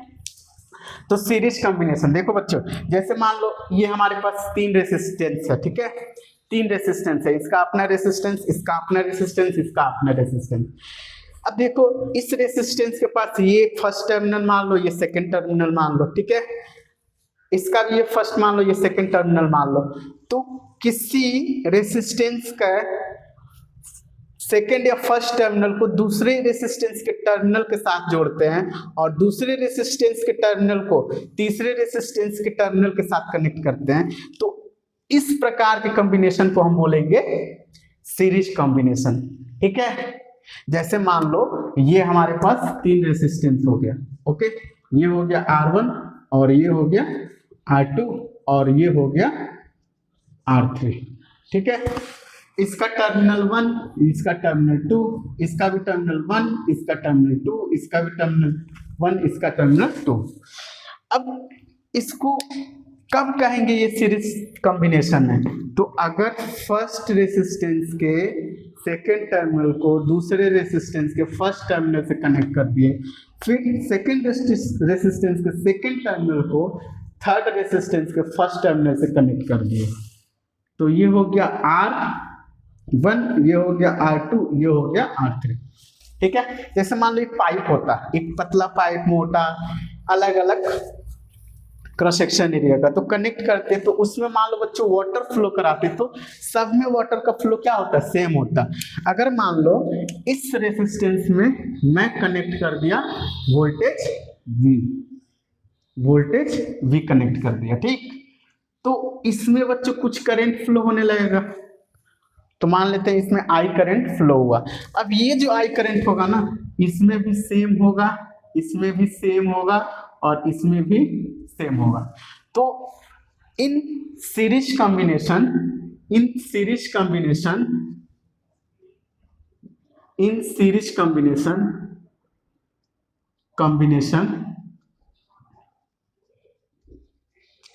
Current across all resistors remain same. Current क्या होगा बच्चों? सेम होगा, बट पोटेंशियल डिफरेंस क्या होगा? बट पोटेंशियल डिफरेंस जो होगा डिफरेंट होगा। पोटेंशियल डिफरेंट क्या होगा बच्चों? डिफरेंट होगा, ठीक है। इन तीनों को मैं मिटा दे रहा हूं, ठीक, और इसी को मैं शॉर्ट में लिख दे रहा हूं। आई जो होगा बच्चों सेम होगा और वोल्टेज जो होगा बच्चों डिफरेंट होगा, ठीक है बच्चों। आई जो होगा सेम होगा, ध्यान रखना, आई जो होगा वो सेम होगा, पोटेंशियल अलग अलग। तो देखो अगर मान लो बच्चों इसमें पोटेंशियोमीटर लगाते हैं तो इसका पोटेंशियल बताता है V1, ठीक है। इसमें लगाते हैं तो इसका बताता है V2 और इसमें कनेक्ट करते हैं तो इसका बताता है V3। अभी मैं क्या बोला हूं? पोटेंशियल जो होगा वो डिफरेंट होगा। अब देखना बच्चों, अगर मैंने 12 वोल्ट यहाँ पे अप्लाई किया तो ये लिया 2 मान लो, तो ये लेगा 4 2 मिलकर हो गया 6, तो बाकी का बचा ये। तो ये जो वोल्टेज होगा वो तीनों में डिवाइड हो गया है, तो क्या ये वोल्टेज तीनों वोल्टेज के सम के इक्वल होगा? जाहिर सी बात है होगा। तो यहाँ पे जो वोल्टेज होगा V इक्वल टू क्या हो जाएगा? V1 plus V2 plus V3, okay. Voltage जो होगा वो डिफरेंट होगा। अब देखो बच्चों यहाँ पे करोगे क्या, एक चीज याद रखना, अगर मैं पूछूं इसका वोल्टेज क्या होगा तो V1 इक्वल टू लिखोगे I R1, V2 वोल्टेज कितना होगा I R2, V3 कितना होगा? करंट I गया किस में गया? 3 में गया। तो ये भी याद रखना, इंडिविजुअली वोल्टेज पूछेगा तो इसको यूज करके फाइंड करना, ठीक है। अब देखो बच्चों ये वोल्टेज इन तीनों को कंबाइन करके ले चल रहा है, मतलब इन तीनों को साथ में लेकर के चल रहा है कॉम्बिनेशन के साथ, ठीक है। तो इसका जो वोल्टेज होगा वोल्टेज, तो आई अपॉन आर इक्विवेलेंट हो जाएगा। इक्विवेलेंट क्यों ले रहे हैं? क्योंकि ये वोल्टेज तीनों को साथ में लेके चल रहा है, ठीक है, मतलब तीनों को ऐड कर देंगे, वही आएगा हमारा value equal to I upon R one plus I upon R two plus I upon R,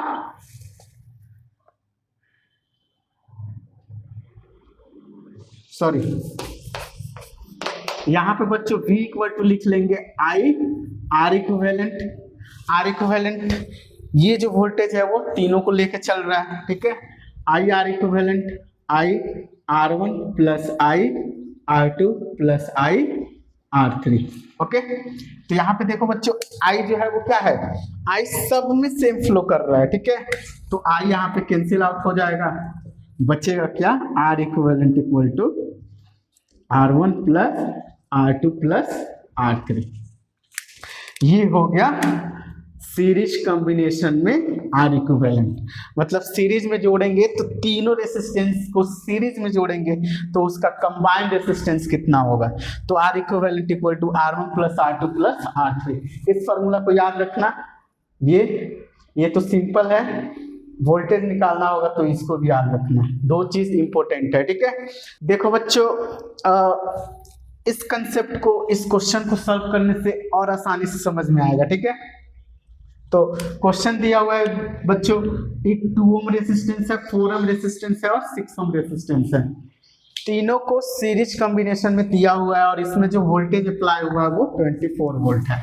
तो क्वेश्चन पूछ रहा है find equivalent resistance and voltage across 2 ohm resistance में वोल्टेज कितना होगा, 4 ओम में कितना होगा एंड 6 ओम रेसिस्टेंस में कितना होगा।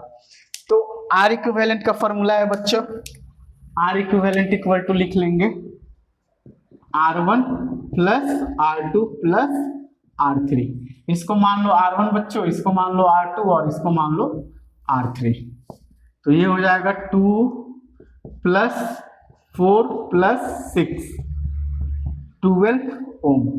आर इक्विवेलेंट बच्चों कितना हो गया, 12 ओम। तो देखो इन तीनों को जोड़ दिए तो एक तीसरा रेसिस्टेंस आया जो कि आया 12 ओम। अब इस 12 ओम में हमने कनेक्ट किया कितना, 24 वोल्टेज बैटरी, ठीक। तो आई फ्लो होगा बच्चों, आई, तो आई इक्वल टू क्या लिखेंगे, I equal to V upon R. तो आई जो होगा बच्चों, आर इक्विवेलेंट लेंगे, टोटल में करंट निकालना है ना, तो आर इक्विवेलेंट लेंगे 24 अपॉन 12 2 एम्पियर। करंट कितना आया बच्चों, 2 एम्पियर आया, ठीक है, मतलब सभी रेसिस्टेंस में जो करंट फ्लो हो रहा है वो 2 एम्पियर हो रहा है। ओके, अब देखो, अब हमें क्या निकालना है, इसका वोल्टेज V1 और इसका वोल्टेज V2 और इसका वोल्टेज V3। तो खुद सोचो ना बच्चों कि इसका हमने करंट निकाल ही लिया, आई इसमें भी सेम, इसमें भी सेम, आर दिया है, आई निकाल लिया है, तो V equal to I R. तो यहाँ पे देखो V1 इक्वल टू लिखेंगे बच्चों, V1 इक्वल टू लिखेंगे आई आर वन, आई के जगह है 2 इंटू 2 मतलब 4 वोल्टेज, V1 कितना आया 4 वोल्टेज। ऐसे ही V2 इक्वल टू लिख लेंगे आई आर टू, आई है 2 आर टू है 4 मतलब 8 वोल्ट, V2 8 वोल्ट, और V3 कितना निकल जाएगा बच्चों, आई आर थ्री, आई के जगह है 2 और R3 के जगह है 6 मतलब 12 वोल्ट। देखो बच्चों मैंने थ्योरी में क्या बताया था, ये जो वोल्टेज होगा इन तीनों के सम के इक्वल होगा, जो कि मैं यहाँ पे लिखा हूं, ठीक है। तो यहाँ भी देखो 12 8 20 4 24 आ गया कि नहीं, ठीक है। तो ये याद रखना, आई जो होगा वो सेम होगा और पोटेंशियल जो होगा वो डिफरेंट होगा। एक मैं HW के लिए क्वेश्चन दे देता हूँ, क्वेश्चन में दे देता हूँ। ये एक बल्ब है, बुक का ही क्वेश्चन है, जिसका रेसिस्टेंस दिया है 20 वोल्ट और एक इसमें रेसिस्टेंस लगा है जिसका रेसिस्टेंस दिया है R1 मान लो, इसको R2 4 ओम। ओके, इससे जो कनेक्ट सेल है या बैटरी है वोल्टेज दिया है 6 वोल्ट। तो फाइंड क्या करना है, फाइंड करना है पहला आर इक्विवेलेंट क्या होगा, कमेंट करके बताना वीडियो में, और दूसरा पोटेंशियल, पोटेंशियल अक्रॉस बल्ब, ठीक है, बल्ब के अक्रॉस पोटेंशियल बताना, ठीक है। ये क्वेश्चन SW के लिए लिख लो। नेक्स्ट बच्चों हम लोग पैरेलल कॉम्बिनेशन को समझते हैं। तो देखो बच्चों, कंसीडर करते हैं हमारे पास 3 रेसिस्टेंस है, रेसिस्टेंस 1, रेसिस्टेंस 2 एंड रेसिस्टेंस 3, ठीक है। इन तीनों को कैसे कंबाइन करेंगे कि पैरेलल कॉम्बिनेशन होगा, तो ध्यान देना, इसका भी पहला टर्मिनल, इसका भी पहला टर्मिनल, इसका भी पहला टर्मिनल को अगर एक साथ कनेक्ट कर देते हैं, एक साथ कनेक्ट कर देते हैं, और इधर भी दूसरा टर्मिनल सबको एक साथ कनेक्ट कर देते हैं, तो इस प्रकार के कॉम्बिनेशन को बच्चों बोलेंगे हम पैरेलल कॉम्बिनेशन। तो देखो बच्चों, अगर इन तीनों के फर्स्ट टर्मिनल को एक साथ कनेक्ट कर देंगे और सेकंड टर्मिनल को एक साथ कनेक्ट कर देंगे, तो ऐसे कॉम्बिनेशन को बोलेंगे पैरेलल कॉम्बिनेशन, ठीक है। तो अगर इसमें बच्चों मान लो हम पोटेंशियल भी अप्लाई करते हैं, इसमें हमने पोटेंशियल भी अप्लाई किया, ठीक है। तो देखो बच्चों, इसमें करंट फ्लो करेगा, तो मान लो करंट जो आ रहा है आई, मान लो ये सिंगल पाइप है ब्लैक वाला, वो 3 पाइप से यहाँ पे ज्वाइंट हो गया है, तो जाहिर सी बात है अगर इसमें वाटर फ्लो करेगा तो इसमें कुछ जाएगा, इसमें कुछ जाएगा, इसमें कुछ, तो R1 में जा रहा है करंट मान लो I1, और R2 में जा रहा है I2, और R3 में जा रहा है I3, ठीक। तो इन पैरेलल कॉम्बिनेशन, ये बच्चों पॉइंट याद रखना, in parallel combination, in parallel combination potential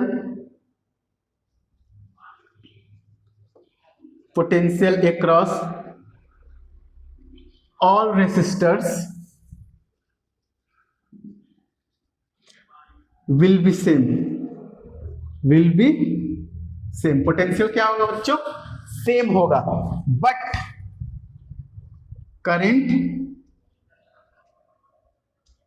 current will be different, याद रखना, इस चीज को याद रखना बच्चों, यहाँ पे मैं शॉर्ट में लिख दे रहा हूं, पोटेंशियल जो होगा वो डिफरेंट होगा, और पोटेंशियल जो होगा बच्चों सेम होगा, और करंट जो होगा वो डिफरेंट होगा, ठीक है। इस बात को याद रखना। सीरीज कॉम्बिनेशन में करंट सेम था और इसमें वोल्टेज सेम है, करंट डिफरेंट होगा, ठीक है। तो देखो बच्चों, अगर मैं I1 को लिखूं तो I1 इक्वल टू क्या हो जाएगा, इसका भी पोटेंशियल V ही है, तो I1 equal to V upon R1, वैसे ही I2 इक्वल टू हो जाएगा बच्चों V अपॉन R2, और I3 भी हो जाएगा V अपॉन R3। ये क्या हो गया, करंट अक्रॉस ऑल रेसिस्टर्स। अब देखो बच्चों, ये करंट ही 3 पार्ट में डिवाइड हो रहा है, क्योंकि करंट यहाँ पे क्या है, डिफरेंट है, तो I जो है वो I1 plus I2 plus I3 3 part में डिवाइड हो जाता है, ठीक। अब यहाँ पे ये जो करंट फ्लो हो रहा है, तो ये तीनों को कंबाइन एक साथ लेकर फ्लो हो रहा है, ठीक है। तो यहाँ पे I इक्वल टू लिख लेते हैं V अपॉन R इक्विवेलेंट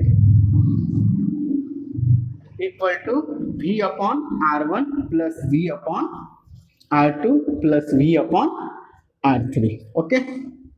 तो देखो बच्चे, इसमें क्या है, सेम वोल्टेज सेम है, तो V क्या हो जाएगा, एक दूसरे से कैंसिल आउट हो जाएगा, तो 1 अपॉन R इक्विवेलेंट जो आया वो आ गया 1 upon R1 plus 1 upon R2 plus 1 upon R3। तो इस प्रकार के कॉम्बिनेशन को बच्चों हम लोग बोलते हैं पैरेलल कॉम्बिनेशन। तो जब भी पैरेलल कॉम्बिनेशन होगा तो R इक्विवेलेंट हम लोग ऐसे निकालेंगे, इस फॉर्मूला को यूज करके।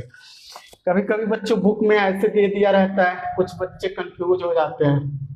यहाँ भी देखो इन तीनों को एक साथ कनेक्ट कर दिए ये, तो कंफ्यूज ना होना, दोनों फिगर क्या है, सेम है। ओके, तो 1/r equivalent equal to 1/r1 plus 1/r2 plus 1/r3। इसको हम लोग बच्चों क्वेश्चन से समझते हैं, ठीक है। क्वेश्चन 3 रेसिस्टेंस है, पहला है R इक्वल टू 5 ओम और दूसरा है R2 10 ओम और तीसरा रेसिस्टेंस है R3 equal to 30 Om. Okay, ये तीनों बच्चों पैरेलल में कनेक्ट है, ठीक है, ये तीनों पैरेलल में कनेक्ट है और इससे जो पोटेंशियल अप्लाई हो रहा है वो है 12 वोल्ट पोटेंशियल, ठीक है। वोल्टेज जो है वो 12 वोल्ट। ओके, तो पहला पूछ रहा है बच्चों R इक्विवेलेंट कितना होगा, दूसरा क्वेश्चन पूछ रहा है current across all resistors, means R1 में क्या होगा, R2 में क्या होगा एंड R3 में क्या होगा। सेम क्वेश्चन है इसके पहले वाला, उसमें पोटेंशियल पूछ रहा था तीनों रेजिस्टेंस में, इसमें करंट क्या होगा। तो सबसे पहले बच्चों हम लोग फाइंड करेंगे R इक्विवेलेंट। R इक्विवेलेंट का फॉर्मूला क्या होता है बच्चों, 1/R1 plus 1/R2 plus 1/R3। तो 1/R इक्विवेलेंट इक्वल टू बच्चों 1/5 प्लस 1/10 प्लस 1/30। अब ये कैलकुलेशन कुछ बच्चों को नहीं आता है तो क्या करेंगे कि जाएंगे 7-8 क्लास के बुक लेंगे और उससे क्वेश्चन कर लेंगे, ठीक है। तो इन तीनों का एलसीएम कितना हो जाएगा, 30 हो जाएगा। तो ये देखो 5 6 जा 30 होगा, तो 6 प्लस 10 3 जा 3 प्लस 1, तो 1/R इक्विवेलेंट इक्वल टू आ गया कितना है 10/30। तो R इक्विवेलेंट बच्चों आ गया। अब उलट देंगे, ये देखो बच्चों 1/R है, 1/3 आ गया तो 3। R इक्विवेलेंट कितना आया 3 ओम। R इक्विवेलेंट बच्चों कितना आया 3 ओम आया, ठीक है। अब देखो हम लोग क्या फाइंड करेंगे, करंट। अब इसमें करंट कितना जाएगा, तो इसको फाइंड करने के लिए I equal to V/R equivalent. तो V है बच्चों 12 वोल्ट और R इक्विवेलेंट है 3 ओम, तो ये हो गया 4 एम्पियर। कितना हो गया 4 एम्पियर। अब इसमें बट गया तो हो गया I1 और इसमें बट गया तो हो गया I2 और इसमें आ गया I3, ठीक है। तो I1 बच्चों कितना निकालेंगे, I1 इक्वल टू क्या होगा V/R1। V/R1 वोल्टेज उसमें भी सेम होगा जो अप्लाई हुआ है 12/5। कितना हो गया 5 दूनी 10 11 12 5 चौके 20 एम्पियर, ठीक है। वैसे ही I2 फाइंड कर लेंगे, I2 equal to V/R2। V equal to है 12 और ये है 10, तो 1.2 एम्पियर। वैसे ही I3 फाइंड कर लेंगे, तो I3 equal to V upon क्या हो जाएगा R3। V है 12 और ये है 30, ठीक है। तो ये देखो बच्चों 3 चौके 12 आ जाएगा 0.4 एम्पियर। तो यहाँ से क्या बच्चों, यहाँ पे क्या कंक्लूजन निकला कि अगर रेजिस्टेंस ज्यादा है तो उसमें करंट कम फ्लो हो रहा है। 30 ओम में करंट कम, इसमें करंट उससे ज्यादा, इसमें करंट सबसे ज्यादा, ठीक है। तो यहाँ पे बच्चों अगर इन तीनों को जोड़ेंगे ना 2.4 1.2 0.4 तो हमारा किसके इक्वल आएगा 4 एम्पियर के आएगा, ठीक है। तो ये रहा हमारा पैरेलल कॉम्बिनेशन पे क्वेश्चन, इसको प्रैक्टिस कर लेना, ठीक। और एक बच्चों बात और ध्यान देना, अगर हमारे पास दो रेसिस्टेंस है बच्चों, इसको बच्चों ध्यान देना, ठीक है, इसका R1 और इसका R2, अगर इसका कॉम्बिनेशन निकालना है पैरेलल कॉम्बिनेशन, तो R इक्विवेलेंट सीधा लिखना, दोनों का प्रोडक्ट अपॉन दोनों का सम, ये यूज करना, ठीक है।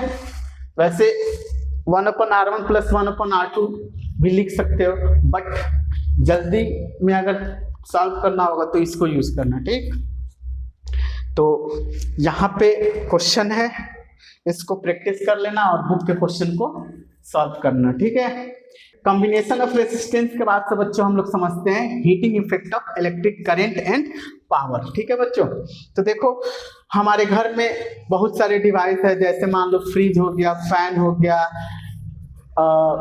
आयरन हो गया, या पानी गर्म करने के लिए हम लोग इलेक्ट्रिक रॉड का भी यूज करते हैं। तो वहां पे जब भी बच्चों हम लोग किसी डिवाइस को यूज करते हैं या उसमें करंट फ्लो होता है, तो देखना एक तो वो वर्क करता है और दूसरा वो गर्म भी होता है। जैसे मान लो कि हम फैन में इलेक्ट्रिक करंट फ्लो करा दिए, ठीक है, तो वो कुछ एनर्जी इलेक्ट्रिक करंट का लेता है रोटेट करने में और कुछ एनर्जी हीट के फॉर्म में यूज होता है। फैन को टच करके देखा होगा कि वो गर्म भी हो जाता है, ठीक।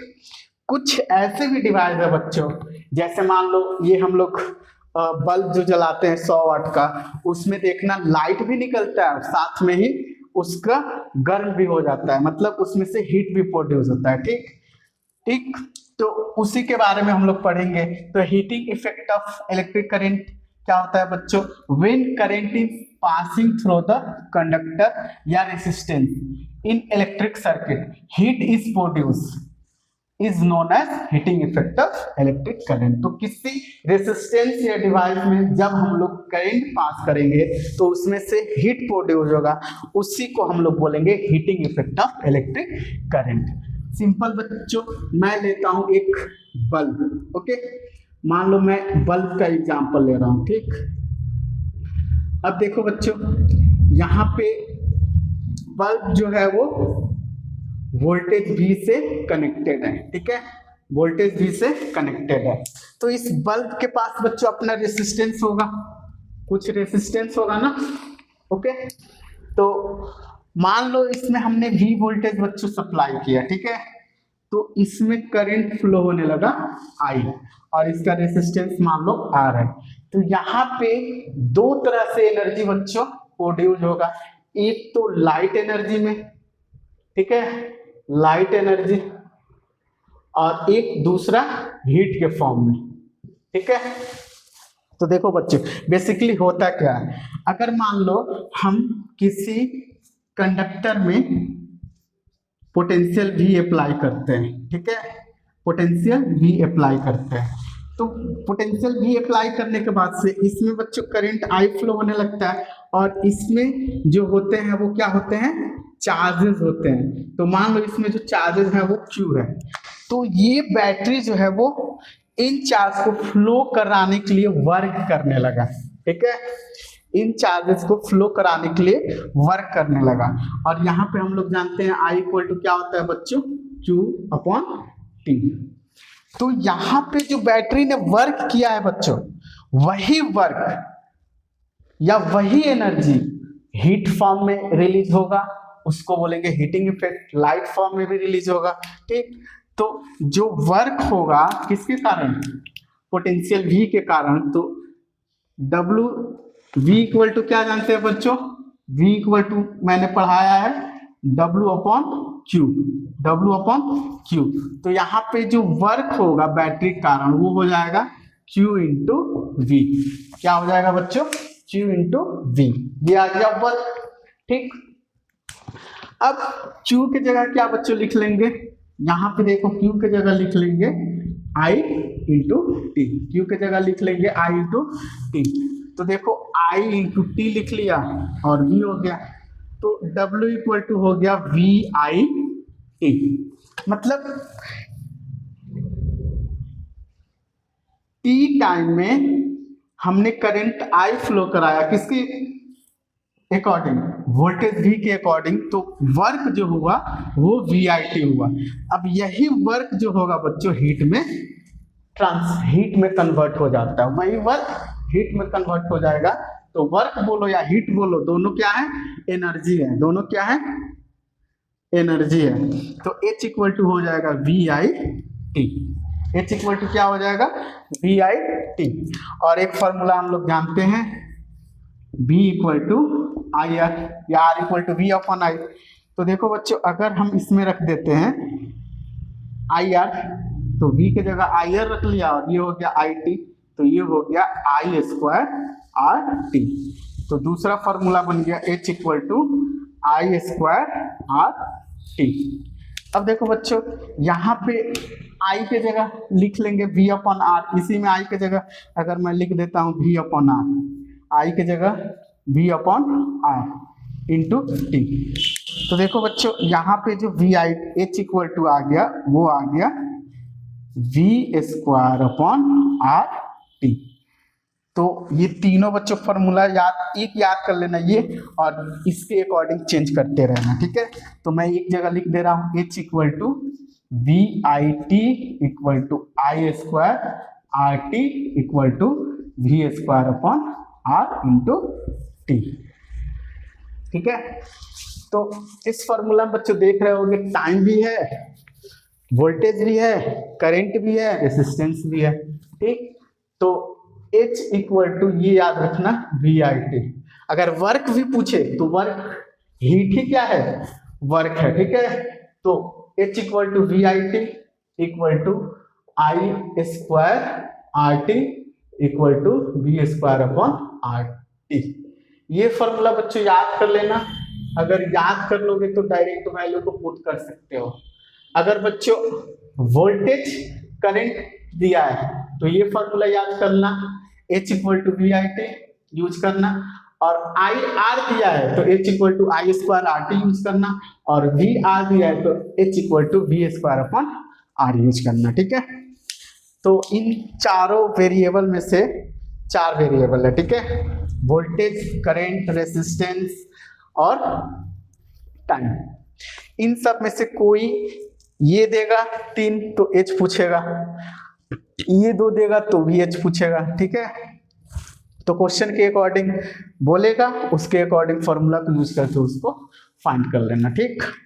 नेक्स्ट आते हैं बच्चों इलेक्ट्रिक पावर। इलेक्ट्रिक पावर, तो देखो बच्चों, इलेक्ट्रिक पावर क्या होता है, the rate of doing work is known as power. मतलब यूनिट टाइम में जो वर्क होता है, यूनिट टाइम में जो वर्क होता है वही होता है power. Power equal to W upon T, और वर्क ही क्या है, हीट एनर्जी है, तो इसको हम लोग लिख सकते हैं H अपॉन T। तो हम लोग जानते क्या है बच्चों, हम लोग जानते हैं P equal to H upon T, और H इक्वल टू हम जानते हैं VIT equal to I square RT equal to V square upon RT। इसमें भी T से डिवाइड कर दो, इसमें भी T से डिवाइड कर दो, इसमें भी T से डिवाइड कर दो, तो TT क्या हो जाएगा, खत्म। मतलब उस फॉर्मूला में अगर T को हटा दे तो पावर इक्वल टू हो जाएगा VI equal to I square R equal to V square upon R, ठीक है। एक और चीज बच्चों, हीट का जो यूनिट लोगे, यूनिट SI यूनिट, हीट जो होता है वो वर्क होता है, और वर्क का यूनिट मैंने बताया है जूल। SI यूनिट क्या हो जाएगा बच्चों, जूल हो जाएगा। अगर पावर का मैं SI यूनिट बोलूं, पावर का SI यूनिट वो होता है बच्चों वाट, जिसको हम W से लिखते हैं। पावर का SI यूनिट वाट होगा, ठीक। अब इस पे हम लोग कुछ क्वेश्चन को सॉल्व करके और अच्छी तरह से इसको हम लोग समझते हैं, ठीक। हीटिंग इफेक्ट एंड पावर पे बच्चों हम लोग क्वेश्चन करते हैं। तो क्वेश्चन कह रहा है बच्चों, an electric iron consume energy at rate 840 वाट। यहाँ पे बच्चों एनर्जी जो कंज्यूम कर रहा है उसका रेट है, जिसका वैल्यू वाट में दिया है, ठीक है, मींस पावर है। When heating is at the maximum rate and 360 watt when the heating is minimum. ये मैक्सिमम के केस में पावर है और ये मिनिमम के केस में पावर है। और जब हम लोग वोल्टेज अप्लाई कर रहे हैं 220 volt, what are the current and resistance in each case, each case में करंट और रेजिस्टेंस पूछ रहा है। ठीक है, तो गिवन लिख लेते हैं। गिवन क्या है, P1 फर्स्ट केस में 840, मैक्सिमम मान लो, मैक्सिमम और मिनिमम पावर जो दिया है 360 वाट। ठीक, और वोल्टेज जो दिया हुआ है 220 और इसमें भी सेम वोल्टेज 220।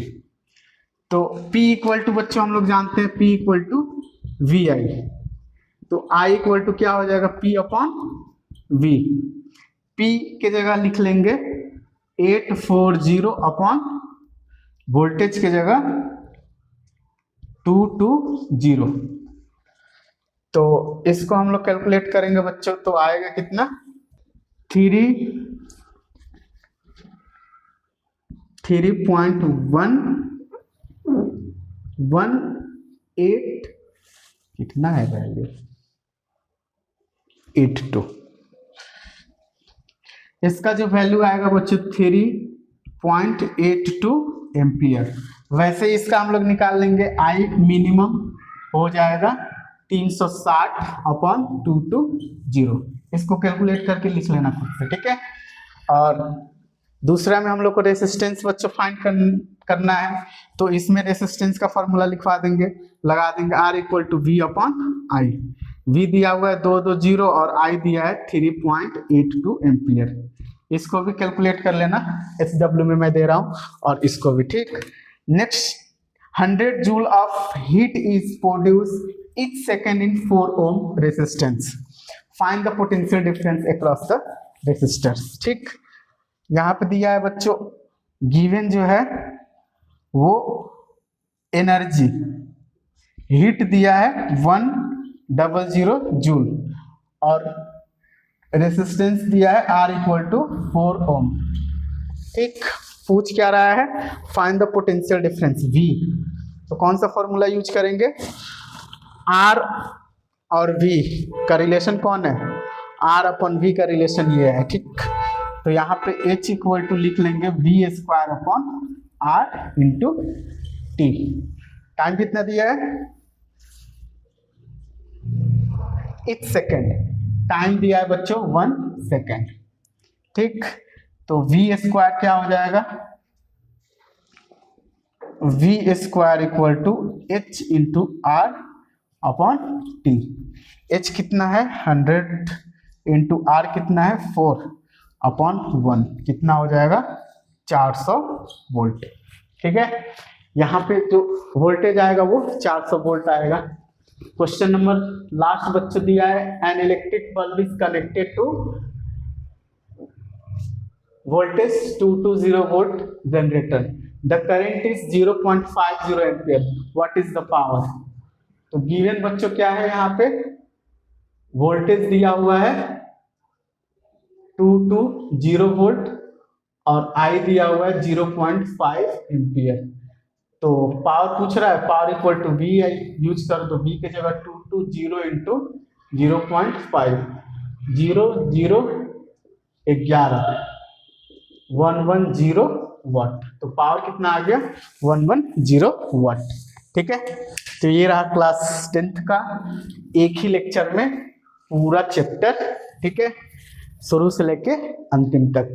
मिलते हैं हम लोग नेक्स्ट लेक्चर में, वो भी हमारा लेक्चर 1 वीडियो में ही कंप्लीट रहेगा।